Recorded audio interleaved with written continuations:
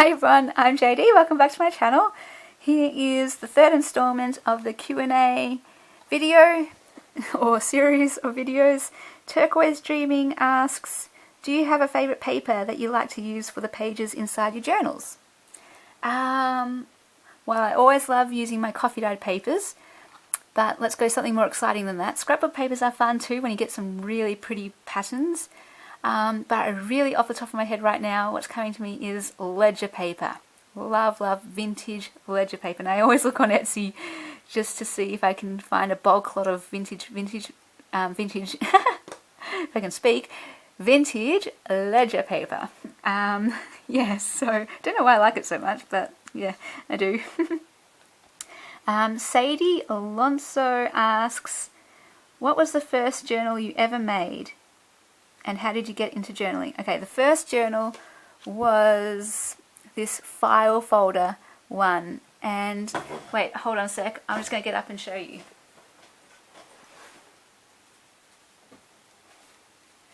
I don't have the original journal. That was actually my second journal that I ever sold. Here it is. This is like my journal documenting all the journals that I've made. I'm not sure if I'll persist with it. It kind of looks a bit dodgy later on. I don't know. Maybe I continue to keep it. But here it is. I'm not sure if you can see that very well, but there's the front and there's the back, and I went all out. I had this wooden file folder thingy that I hadn't been doing anything with for ages and ages, and just had it in my stash and used it. Got all these supplies. I was so inspired. Basically, how I got into it was through YouTube and Amity Bloom and Johanna Klo, and when I saw how you could make a journal look beautiful, the pages themselves look beautiful, I was just so inspired. Went out and got supplies and then did this. So yeah, love it. Joanna asks, as someone who struggles with anxiety, crafting helps me focus and relax. However, when I'm in a dark place, I can't get motivated to craft. How do you find the strength to do the crafting in spite of it all? So for me, it's kind of the opposite, because when if I am stressed about something, crafting and writing and creating is something that gives me strength and gives me peace. So it's my thing that I turn to first. And that's why I say things like, if I can't create or write in a day, that's when I feel stressed. I feel more stressed if I can't write or create. Because when I do write and create, that's where I find my peace and my rest and joy. So yeah, when I am in a dark place, it's the first place I turn to, writing and drawing, and, well, not drawing so much now, but junk journaling. And it motivates me too, because I know I need it. I know it's going to help me, and I know it's going to give me joy and peace. So I'm not sure if that was helpful. Yeah, that's the way. I know some people say they get into creative blocks, junk journal blocks. No, wait, what's the word? They just get, like writer's block, but with junk journals and creating. And I can say I get writer's block a little bit, and I know how painful it can be looking at a screen. I find writing so fun. So it's my favorite thing, but it is also so hard sometimes to sit there and you just got this blank screen in front of you. Whereas for me, art and junk journaling, I'm not blocked ever with that. I haven't had that experience of being blocked with it, because there's always something else you can do. If it's not jewelry making, it's card making. If it's not card making, it's scrapbooking. If it's not scrapbooking, it's drawing. If it's not scrapbooking, it's painting. If it's not that, it's mixed media. If it's not that, it's junk journaling. Like, you know what I mean? There's always something you can do. That's what I found anyway. And in a day when I needed to do something, there's always something I can find to do. So yeah, I don't know. That's just, that's how it is for me. Anyway, Geo asks, based on your life experiences and where you are today, what advice would you like to have given to your 16-year-old self? Good question. And I would definitely say, I know when I was at school, I was very caught up in trying to fit in and really concerned about, like the popular people, and then there's the uncool people, and I was one of the uncool people, and always my thoughts were about the cool people and all that peer pressure stuff, and now I will just be like, just don't waste your time, don't bother, just be you and enjoy who you are and enjoy what you do and enjoy life. Don't worry about what people think, don't worry about fitting in. I guess that's a pretty simple one, but it does take time to learn and experiences and just doing life before you can actually have that lesson sink in. Mixed Media Craft Time asks, if you could buy any arty product, what would it be? So there's two ways you can answer this, because it's kind of like the thing at the top of your wish list versus the most practical thing to get. I don't know. Because I know like a paper trimmer and a crocodile are things that are probably at the top of my wish list, but I push those aside because there's always other things to get, like smaller things like scrapbook paper or washi tape. But if you could buy... Oh, I know one thing. You know Sheila from Boho Daydreams? She sells these amazing boho fabric bundles, and also Fabrique Amour. Oh no, wait, Amour Fabriques. And I've always had my heart set on that, or my eye, on that. And I think one day I would love to get one of those. So that is on my wish list too. Although I've got, that haul of the boho fabric from Denise, so maybe that will get pushed down. But yeah, I've got a long wish list, and I'm slowly making my way through it and getting each thing. So yeah, we'll get there in the end. Mary asks, what was your motivation to start the Jump Journal journey? So I've kind of already answered that. Just the YouTube inspiration and seeing how you could make such a beautiful journal. Natasha asks, how long did it take you from start to finish to do the memorial journal for the American lady a few videos ago? So I do work in bulk. I'm best when I go in deep and all in, and ideally I love just from the moment I get up to the moment I go to bed working on a journal. That is my ideal day. If there's no other commitments in that day, perfect. And that's how I've always been in my life. If I had a uni assignment, from the moment I got up to the moment I went to bed, I would work on that assignment. I don't do breaks. I don't do other things in between. I'm an all-in person. That's just my nature and how I find I work best. So with that journal, I'm going to say, maybe 4 days. I know I did the cover on one night and just let it sit overnight to dry and everything. The next day I would have put the pages together, and the next day, or those 2 days, done the embellishing. And I know that the day that I thought I finished it, I then looked at it the next day and flicked through it and embellished it a lot more. And that's often what I find. If you leave it sit for a day, it's kind of good, because then you can look at it fresh and you can see what else you can do with it. And I found that, with quite a few journals that I've done. So 4 days, maybe 5. Yeah. Eve in Wonderland asks, if you could change one thing in the world, what would it be? And whenever I've gotten this question throughout my life, I always think that I would like more understanding to be in the world, because I think miscommunication is such an unnecessary cause of conflict. And if we could all perfectly if we could all express ourselves and communicate exactly what we want to communicate, that would be awesome. And if we could also understand people exactly as they intend to be understood, that would be amazing. I'm not sure if that would solve many problems, but I feel like that would help against discrimination, against hatred, against cruelty, against violence, against revenge. Because if people could understand where others are coming from and I don't know, they would have so much more grace for them. And yeah, if people could always put themselves in other people's shoes, that's a value that I always try to live by, and to always give grace to people and understanding. Always see things from where other people are coming from. And when you do that, I find you are less likely to, I don't know, be angry at them or or want to, I don't know if that makes any sense. But yeah, if everyone could understand each other, that would be awesome. And just get along. And to know, understanding doesn't mean that you agree, not at all. Differences are great, but just to be able to not let those differences be a thing that causes conflict or hatred or cruelty or violence. Yeah. Jane asks, what did you study in uni and what was your favourite aspect of it?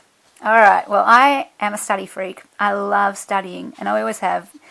At school, I was one of those people who kind of liked school, in that I liked, homework didn't bother me, and I kind of liked assignments and due dates. And I love learning. That's another one of my values. And so I would always say, if I could study full-time as a job, that would be awesome. So I have done, my first course was a Bachelor of Environmental Science. I majored in zoology and did honours in animal behaviour. Loved it so much, had a ball. I still call those uni years the best years of my life so far. I just had so much fun with my friends there, and I loved what I learnt, especially animal diversity. That was my favourite subject. And yes, so many cool things I got to do through that course, and amazing. After that, I went to Bible college and I did a grad dip in mission studies. And I still do want to go on a mission trip one day. And yeah, I took this class called Cultural Anthropology, and that was my favourite class in that course. And it just helped me to really appreciate other cultures, other people, and to give me perspective on my own culture. And it had this life-changing impact on me, and I might share that a bit later on, because I've done some artworks with that journey in that too. And yeah, it kind of just changed my whole perspective on life, that course. And that course started my adventure into simple living and everything like that. So yeah. After that, I did a Masters of Writing and Literature.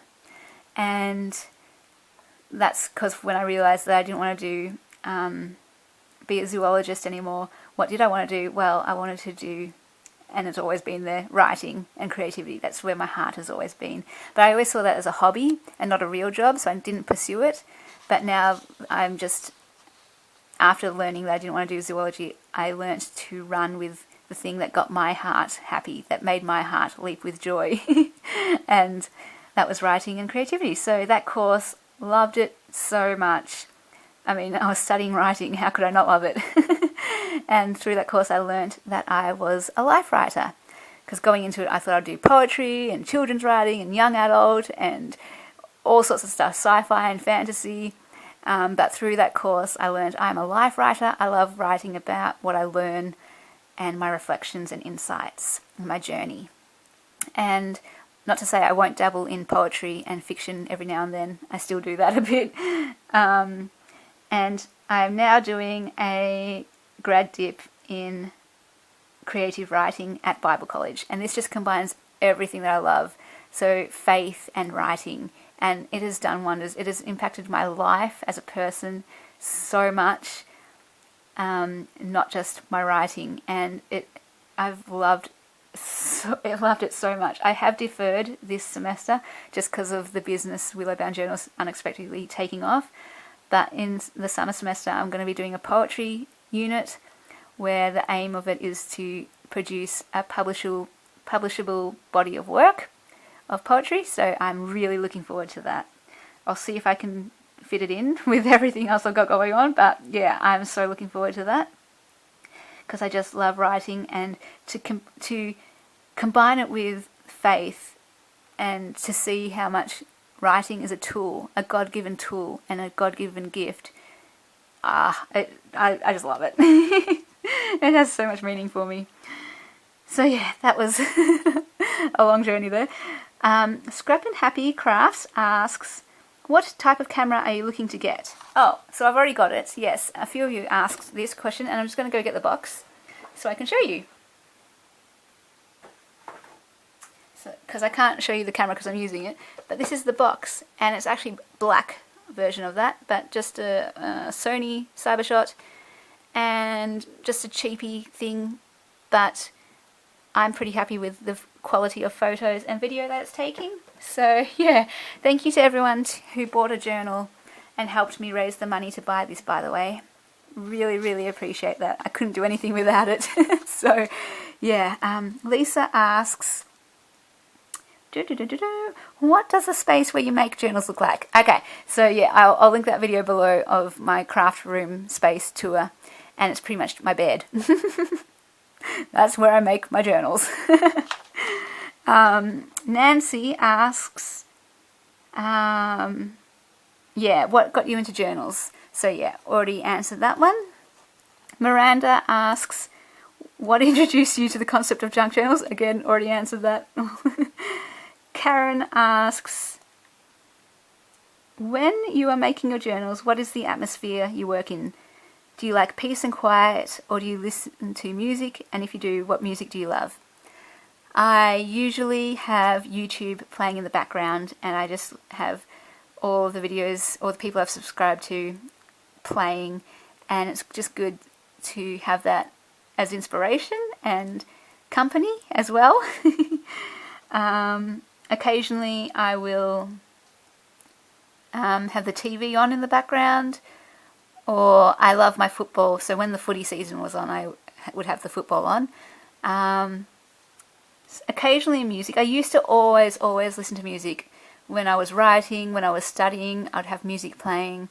But I find what I think has happened is because I'm constantly listening to YouTube videos, that if I'm not doing that, I kind of just want silence. I just need a break for my ears. And my own space to think, I suppose. But yeah, I love music.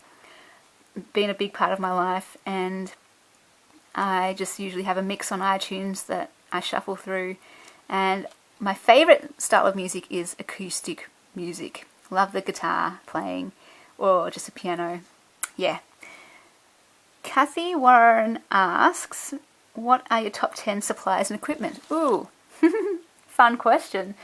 Not sure how to answer this if I go with my top 10 in terms of my essentials, like scissors, glue, double-sided tape, ruler and pen, all embroidery thread, needle. So I could go that way. Or a much more fun way, the way I think I would like to answer is my favourite supplies. So definitely, and supplies I love using as well. So washi tape, lace, fabric. I'm gonna like stall here. Hang on a second. I love glassine bags and envelopes and those kind of things. Love those. Love ledger paper. Love scrapbook paper. Oh my goodness. Love using those library cards. And journal cards. Love using journal cards. Gotta love tags and ephemera. Let's use ephemera. Let's go with that. J.A. asks, how many items did you have before starting your shop? Oh, that's kind of hard, because do you mean my Etsy shop? Yeah, because I started selling before I started Etsy. And how many items? My goodness. I didn't put them all up in Etsy either. So I had made, I'm going to just go a round guess of 20 journals that were on my shelf in my creative studio.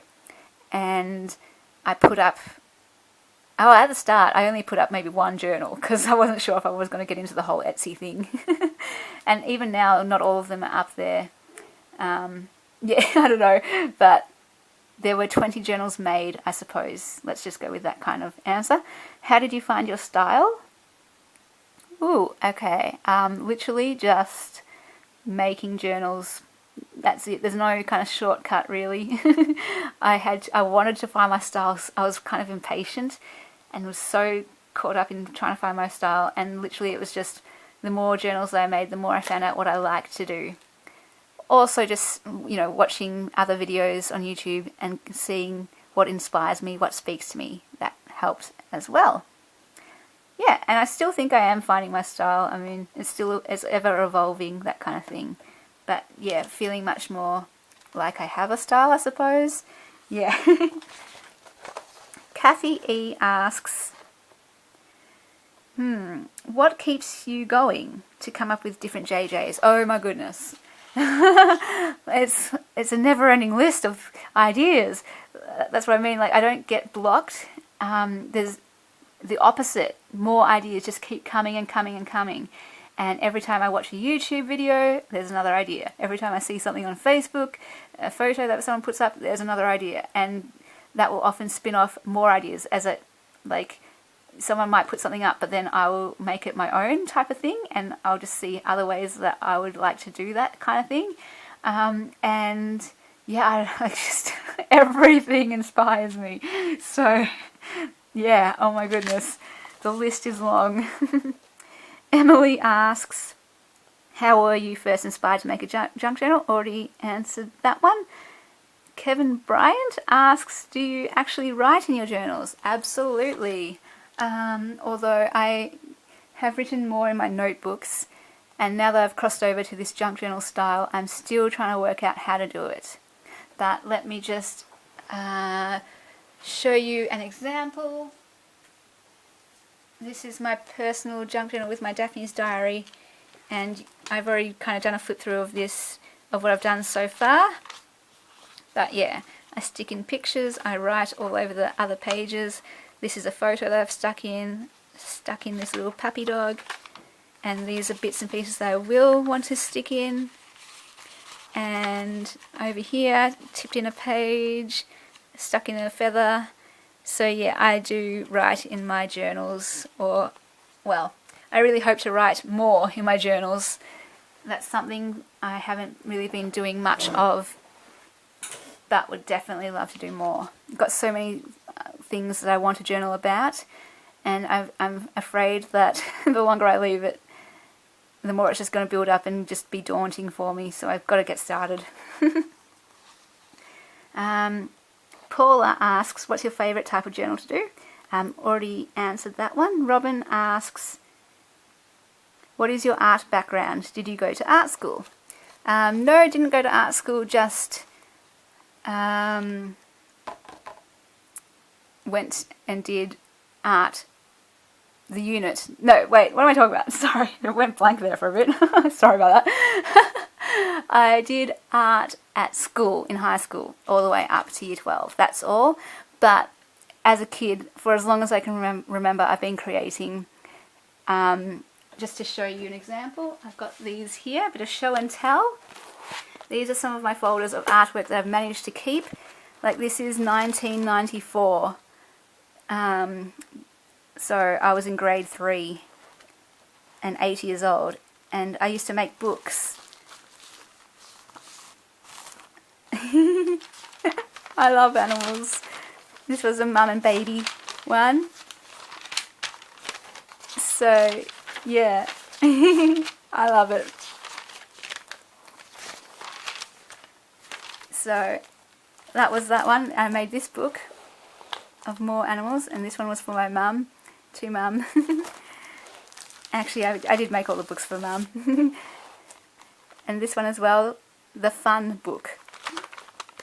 I made my own puzzle book, and this one was flowers for my mum as well. So she gave them all back so that I can. I love, keeping all these things, and like this one I did, and this one, and with my Derwents that my mum gave me, and this one's with watercolor Derwents, and just different things. I'm not sure if you can see, watercolor experimenting, and yeah, this is just all different things that I've kept, that I've done throughout my life. and literally for as long as I can remember, and it's never stopped. These are my bunnies that I did in year 7, so some of this is folio work that I did in high school, and like just doodling, random doodling one day. You know, that's how I like to spend my time back when I was a kid, and always just filling my spare time drawing. Used to draw dresses as well and different fantasy things, because I had this idea for a fantasy book I wanted to write and illustrate. Yeah, the sword, and like this, that was a project that I did that I loved, and this one here, love that. And I'm thinking of getting these made up into t-shirts or something. Well, I was thinking of it. Especially this one. I really wanted to make this one into a t-shirt.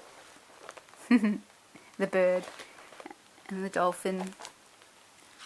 So yeah. And my weeping willow. I used to love drawing weeping willows. I had so many. This is probably the only one I've managed to keep.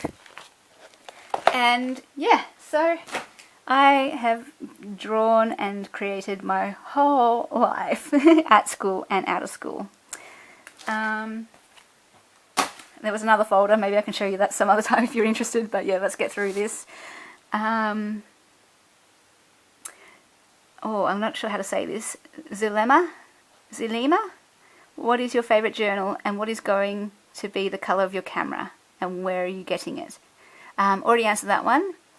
And the colour of my camera is black, and I got it from Harvey Norman.